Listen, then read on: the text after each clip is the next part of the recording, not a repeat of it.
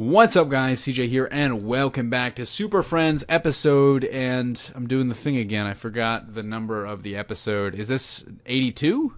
Yes. Yeah, 82. Episode 82. I should know that. I've been on these episodes pretty consistently. I've been so good rehabbing myself, learning how to count. But alas, all good things must come to an end. To ease my sorrow, I'm joined by the usual suspects, Tim. How's it going, everyone? And Luke. How y'all doing? And welcome back to another all-new episode of Super Friends. The number doesn't really matter because the DCEU news is always a-coming, I like to say. Actually, I've never said that before now. I don't know why I said that. How are you guys doing? How are you guys feeling, just in general, and about life? Doing pretty good. Injustice 2 is still updating, so that's kind of a bummer. Nice. But I'm going to be going... I've been playing through the story all day today.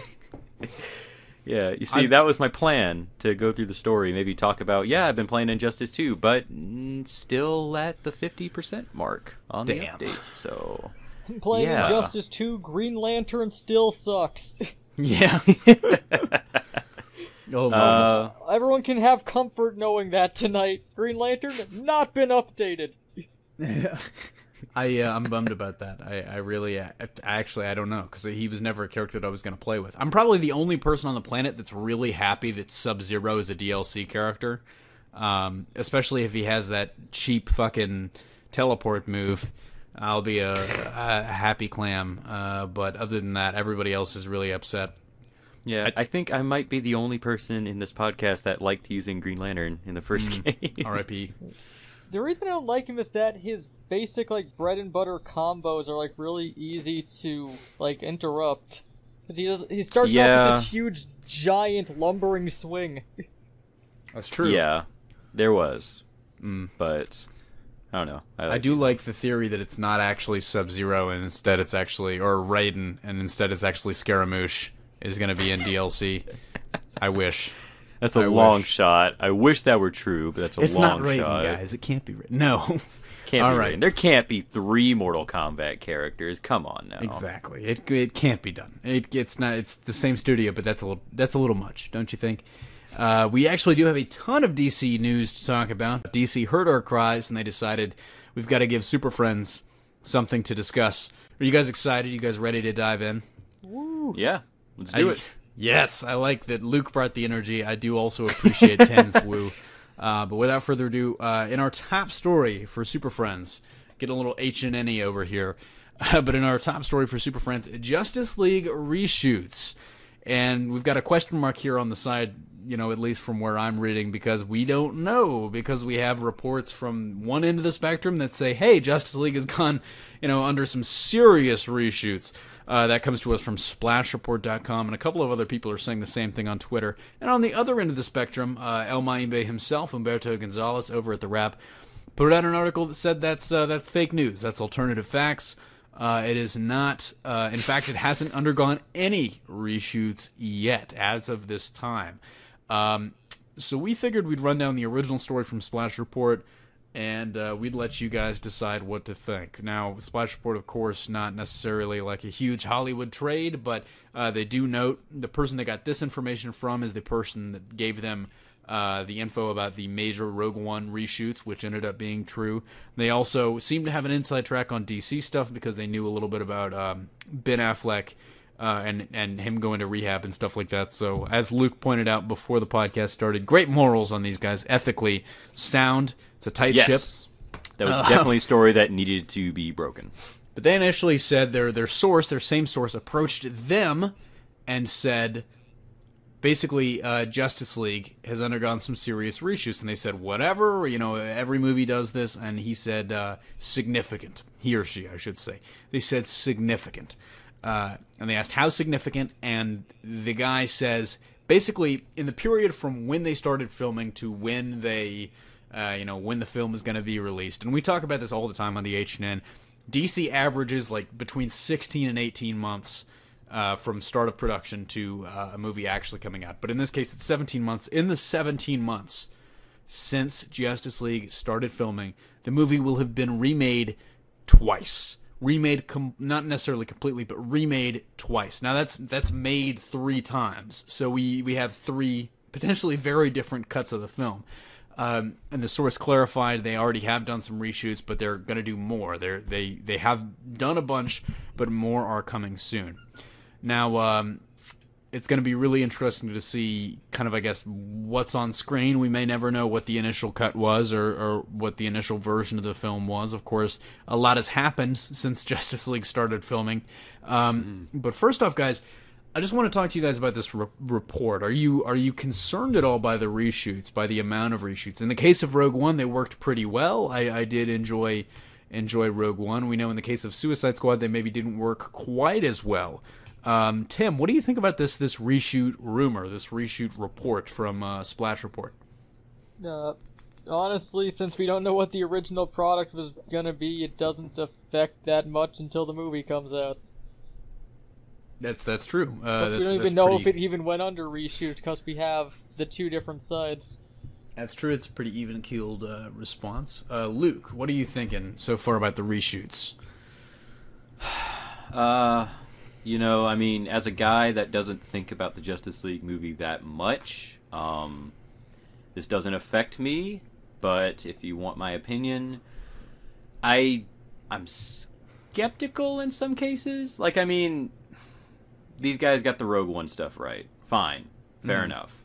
But, I mean, that doesn't necessarily mean that this is, in fact, like, true. Like, I just wanted to clarify that because if we ever talk about this, there's always a case like, you guys take everything if it's negative, but, I mean, I don't know if it's true. And Humberto Gonzalez seems to think that it's not true, or he's very steadfast in believing it's not true. There's 2 sides. I don't even know what to believe. But like Tim said, anyway, it doesn't matter. When the movie comes out, it's the movie we're going to get. Like, it doesn't really seem to matter, and I don't even know how it's going to affect it, because I can't see the original movie, not when the reshoots happen. I mean, it's worth noting, too, the reshoots aren't necessarily good or bad. Kind of as Tim noted, it's going to depend on, how the final movie is. And I think the Splash Report, actually, they had a huge amount dedicated to this, dedicated to why they're talking about it. And I highly recommend, we're going to link the article, I highly recommend reading it. It's really solidly well done, even if it just kind of unpacks the phenomenon and why it happens. There definitely have been some reshoots. We can confirm that at least, because they were talking about. They also made a good point in the report that Momoa was celebrating the wrap of the film back in October of 2016, but he was back on set doing stuff for it earlier this year. So clearly there already have been some reshoots. They had to put the cork back in the wine bottle. They did, basically. Throw up the champagne.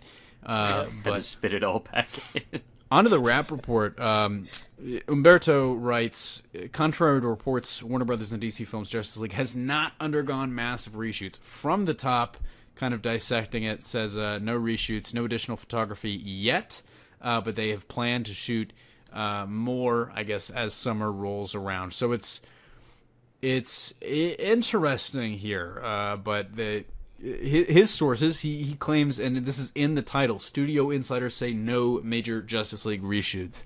So he's kind of swinging the Studio Insider stick, the sources. So it's a battle of the sources. I guess my question is, if you had a gut feeling, which would you believe, Luke? This is hard because again, I don't think about Justice League that often enough. But I guess I could see it, if only because, like the article mentions, reshoots happen. The article indicated that they're like massive, like it's like remaking the movie. So I don't know. Like, you know what? I'm going to go on the opposite. I don't buy it. Ooh, not yet, at least. Interesting. I personally, I do want to wait for more to come out. We actually have had some other people on Twitter, people that might be in the know. Adam Hlabach from Superhero News, or formerly of Superhero News, excuse me, now with Hyper RPG, did say basically he's heard from some people that there have been some reshoots already. So a little credence lended to that. But Umberto came down hard, very, very hard on Twitter, talking about how, Splash Report has zero credibility. Let us also clarify, if anyone's known for their credibility, it's El Mayimbe. I don't want to throw any shots here, so I'm gonna cut that off right now. But you're just gonna mute that. Yep, we're gonna bleep that out. Tim, if you had to choose one, which do you believe on either side? No, I can believe that it's gone under reshoots. I mean, Suicide Squad did too. They're really trying to get all their ducks in a row with Justice League, so I can see them going back if they tested it with screened it with a test audience, or anyone in the studio weren't feeling it. They went back to fix it. But very true. I said, it doesn't matter until it comes out. They do they are in a tight corner. They're in a tough spot because they've got to deal with continuing the storyline laid out in Batman v Superman and kind of honoring that to a certain extent. But at the same time, you want to maybe go away from that. You want to potentially start reshaping the universe, start kind of remaking it. So it is a really, really tough bind they're in, just in terms of the kind of what they've got to balance. So I could see reshoots being a natural part of this movie getting made. Yeah. Yeah. And already, maybe more than the usual movie. More the usual, I guess, when I say that, I mean, the standard Hollywood film. Well, yeah, this is a big deal for them. Yeah. But even if reshoots didn't happen, it's not a big deal one way or the other. I agree. But I think we can all agree on one thing, and that's that DC has to get this right. They've got to get this one right. Because if they don't, they have to sit through the shame of putting out some more movies after this. Well, no, I mean that's kind of the thing, is I don't think they necessarily have to. I think if they, how far is Aquaman gone in filming? It's not even started production yet. Its production start was actually no. It is starting right now. Well, they just stop Aquaman, who's been chugging along this whole time, just dead right then. I mean, they really could. They put too much fish food in Momoa's tank. I mean, it's kind of I guess they've hedged their bets smartly by they start one production kind of before the movies come out. But I mean, at this point, I honestly, if Wonder Woman doesn't do as well as they hope it does, I think if it's just decent to fair response from critics and financially, I think they might give Aquaman some leeway. But I mean, it'd be interesting to see what happens, that's for sure. But any final thoughts on the Justice League reshoot story before we move on? It's not doom and gloom if it's true. Just put that out there, I guess. That's actually a good point. I would like to clarify for people, reshoots aren't the end of the world. We're talking about this specifically because there's so much divisiveness on the issue, and I think it's really interesting that literally everybody and their mother has a source that's telling them a different thing. But moving right along. Master plan. There you go. Smoke and mirrors. Smoke and mirrors coming to CW this fall. No, lots of. I bet the original in a perfect had world. Hammer in it. There you go. Speaking of that, now that's true. Moving on to another DCEU topic, a big one that just dropped today, starting out from who other than Humberto Gonzalez himself, El Mayimbe, over at the Wrap. There might be a new Flash director pretty soon, and we say that because today El Mayimbe reported that the frontrunner is none other than, and it's kind of surprising to me that this guy was the guy, Robert Zemeckis, the director of Forrest Gump, the writer of films such as the Back to the Future trilogy. Kind of a surprising name, not a guy that I, after some of his previous works like The Wire, or not The Wire, what was his, The Fall? Wait, no, what was the one with Joseph Gordon-Levitt walking a tightrope? Oh. The Walk. The Walk. The Wire, The Fall, The Walk. It was a series, a trilogy. No, The Walk. He's had a couple of Castaway. Likes working with Tom Hanks. He's the guy, apparently. He's the frontrunner, according to Humberto Gonzalez. And after this, Variety came out and kind of had a follow-up report where they said, yes, Zemeckis is in consideration, under heavy consideration, but it's a 1A, 1B situation. And the second player in that little duet is Matthew Vaughn from Kingsman and Kingsman: The Golden Circle, Kick-Ass, a lot of movies that people know. And kind of on the heels of all of that, the Hollywood Reporter said, but wait, there's more. There's a third director in the mix, and it's Sam Raimi. Sam Raimi. Nick chimed in and said George Lucas is in the mix too. That's not true. And I bought it for a little bit, but Luke did before we set him straight. George Lucas isn't making another movie. Yeah, but Sam Raimi, of course, from the original Tobey Maguire Spider-Man films. So three interesting candidates. I think Vaughn would definitely be the guy that makes the most sense to me, because DC has wanted him so bad for so long. That it would be a kind of a natural pairing there, and I think he pairs better with the character, kind of just from Jump Street from day one than Zemeckis or Raimi necessarily do. But Raimi and Zemeckis do bring some interesting things to the table. So let's start the conversation off at the very top. Tim, which of these three would you choose to direct the Flash solo film starring Ezra Miller? I want to lean towards Robert Zemeckis just so that he can use really creepy Uncanny Valley CGI for it. I like it. Beowulf style. There you go. That's true. He did do Beowulf as well. I completely forgot. Express and Christmas Carol. Oh God, yeah, that's true. I forgot all about that. Well, now I don't want him as much. But no. That way, I mean, he does bring an interesting thing. I'd be interested to see if he's brought in not only to direct it, but to, at the very least, polish up the script as well, as directors are wont to do. But I would be surprised if it goes beyond that and they say, Robert, why don't you just rewrite the script too?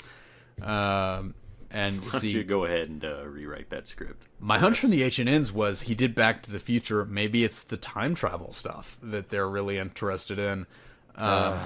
So who knows? Maybe Flashpoint, maybe not. Luke, you're groaning, but I'm going to throw it to you. Was the lightning bolt that struck the DeLorean in the past?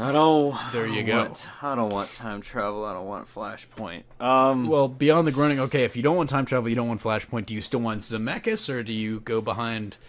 Do you give up door number 1 for door number 2 or 3?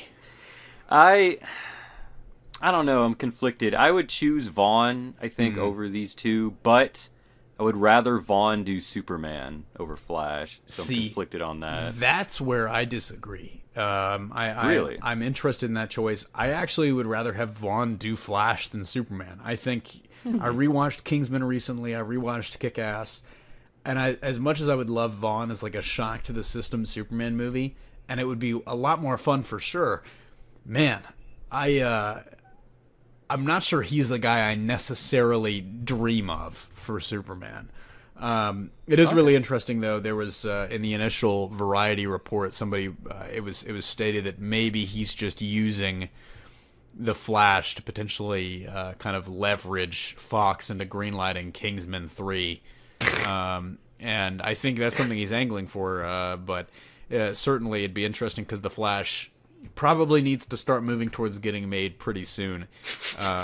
So that probably needs to exist pretty soon. That's another issue with Zemeckis. Zemeckis is recording, He's filming another movie later this year as well. So that might take. I think it was in the Variety report as well. That might take Zemeckis out of the equation for DC, and maybe Vaughn would have an edge, but maybe Vaughn is just using DC to get Kingsman 3, so maybe Raimi's the last man standing at the end of the day. Maybe Raimi's the last kid you pick for your volleyball team. There you go. I was going to say... the Flash. Yeah. We're hiring Bruce as Eobard Thawne. Yeah. At the end of the day, that doesn't matter, because a month later they're going to leave over creative differences anyway. It has been the trend. And actually, that'd be an interesting thing if that's Zemeckis and he does get asked to rewrite the script. If the same thing that happened to Seth Grahame-Smith, who wrote a version of the script, and Rick Famuyiwa, who was in the process of rewriting the script, if that happens for them too, or for because I was going to say the guy they've got writing the script now wrote Legend of the Sword, so maybe they're thinking, we don't want you on this anymore after you cost us all this money. After directors file in, file out, Tom Rothman decides that he will go over to Warner Brothers and he will write that damn script himself. Somehow Adi Shankar is going to end up directing this movie. I'm hoping that they burn out of all directors and end up with Tommy Wiseau as the final choice. So The man we wanted all along. oh, hi, Mark. So actually, let me do so to kind of round out this topic. I started it off by asking you who you'd choose. Give me the one director out of this three that you would eliminate. I was doing the game show thing with Luke. I was doing the what's behind door number 2 and 3. So in the game show, somebody picks one. Let's say Tim, you picked Zemeckis. Luke, you picked Vaughn. If I had to ask you to eliminate one of the three right now, whether it's switching from your director and eliminating them or eliminating one of the two remaining, which one of the three directors do you think you can say with confidence would not get the movie? Or I guess you would say you would think out of these three, which is the least likely? Luke, we'll start with you. We'll go snake order. Who I don't want, or who is the least likely? Who's the least likely in your opinion? Raimi. That's kind of what I was thinking. Tim? Yeah, probably Raimi for least likely, unless he can add 100% more Darkman to this movie. Always need more Darkman. I was thinking there was probably like Raimi, and I think I'm going to say Raimi as well, just because I think Zemeckis is such an interesting choice, and Vaughn has been a guy attached to DC for a while. Raimi kind of seems out of left field, but who knows? As we were saying, Raimi might be the last man standing when the dust settles. And there is some merit to him. I mean, I personally, what has he been doing since Spider-Man 3? He's been doing Ash vs. Evil Dead. Yeah, Ooh, that's been going pretty well. But I haven't seen it. He just loves Bruce Campbell. He did Drag Me to Hell and Oz the Great and Powerful. I actually liked Oz the Great and Powerful. I'm not going to lie to you. Wow, okay. There you go. One of the few people that did. But fair enough. Regardless, moving on. No. Let us know in the comment section down below which of these three guys you would choose. On to the next topic. No. But, oh man. We actually do have an interesting thing to talk about. Maybe, and I stress this maybe because we did have some interesting DCEU topics this week. I think the comic topic is arguably more interesting, specifically because the Jeff Johns Watchmen entering the DC Universe mania that has been going on since spoilers for Rebirth first leaked, 17 months ago, that kind of indicated that Watchmen would be a major player in DC Rebirth. It's all coming to fruition, and that is because Jeff Johns himself is writing a miniseries with artist Gary Frank called Doomsday Clock. And the teaser image for this is the... So if you guys haven't read Watchmen, 1, highly recommend. 2, read it. And 3, it involves the Doomsday Clock very much. What is the Doomsday Clock? It is a hypothetical... Well, it's not even hypothetical. It's a real thing that, scientists, an organization adjusts. It exists on Earth. They adjust it. They move things forward closer to midnight, basically to... herald, basically, we're getting closer and closer to extinction, more or less. Midnight is extinction, and a big part of the Watchmen was we're in the height of the Cold War. It's hyper-aggressive. A nuclear war is imminent, and I think they got as close to like 3 minutes to Doomsday or something like that. And right now we're sitting somewhere like 5 to 7. We're pretty close, but who knows? We're riding that. And in this teaser image, it is the Doomsday Clock with... the Superman symbol at midnight and the minute hand looking like we're about 2 minutes to midnight. So very, very, very interesting. Sci-Fi actually has a really great article that we're going to link below. And they have 12 little story points I'm not going to dive into, but we're going to dissect a little bit. This is not a Watchmen sequel. It is something else, according to Jeff. This is a standalone story. There are no crossovers here. This is going to be Superman and Dr. Manhattan. Those are going to be the main focuses. So this is basically based on Rebirth and basically how Rebirth was kicking off. Jeff calls it a timely story. He is excited to work with Gary Frank. The title does reference the Watchmen Doomsday Clock. Basically, he's talking about how the grittiness of Watchmen and the return of hope that Rebirth is to the DC universe, and kind of that's the one of the conflicts in this. He did have some doubts, and that's why it's not coming until November. Basically, he had an emotional connection to the Rebirth special, and this is a direct kind of involvement to that. Manhattan wanted Batman kind of to see the he says at the end of Flash 22, Batman sees the signal from Wayne Manor and questions answering it is the exact kind of thing, but that's what Manhattan wanted. And then the final page of Flash 22 is talking about Superman's flaws, and that is going to lead right into this story. So lots of things to dissect here. Doomsday Clock, the official crossover, I guess you could say, if the button event wasn't blatantly obvious for you. What do you guys think? What are you thinking about Doomsday Clock? Are you excited? Do you let's just start with this. Are you excited? Will you be reading, Luke, the Doomsday Clock? Yes, only because this seems kind of like a story just based on the interview with Sifi. Jeff Johns kind of puts out that this is like a battle between optimism and pessimism. And that's true. I like, again, that Superman really is sort of the embodiment. Because I feel like, in a way, this is kind of like a thing between old age comics and new age comics, at least in DC's case. That Superman kind of embodies everything that was great about DC Comics, all the hope and just the optimism that came with it. And Manhattan kind of represents sort of the darker turn that they took in recent years, and I guess more so just the inspiration that DC kind of took from stuff like Watchmen to make their comics in that same vein. And I guess I don't know if it's going to be like an actual fist fight. I mean, I'm sure there's going to be some fighting of some kind because, I mean, as a miniseries, people are going to want that. But I mean, at the same time, it just seems kind of cool that it's literally a miniseries that's basically just from two opposing sides of DC's history. I like that. You do, and I really like how you're reading in between the lines there and kind of getting into the metaphorical stuff. I do want to a follow-up question. How is Superman going to fight Dr. Manhattan? If you had to guess, like throw me some comic book. He's not going to fight against him well. I guess that's why he can I think mostly like finger snapped out of existence. Yeah, that's why I think it's mostly going to be I think it's going to mostly be a sort of debate or just a thing where they talk for the most part. And as a matter of fact, I feel like it's going to mostly be that whole issue when Laurie and him are talking on Mars. I think it might be similar to that. That could be very, very interesting. I'd be interested to see more if like Manhattan doesn't want to kill Superman for some reason, because we know Superman is important. This pre New 52 Superman is very, very key. He is the key for whatever reason. That's been repeated so much for like over the course of Rebirth. Tim, what do you think about Doomsday Clock in general?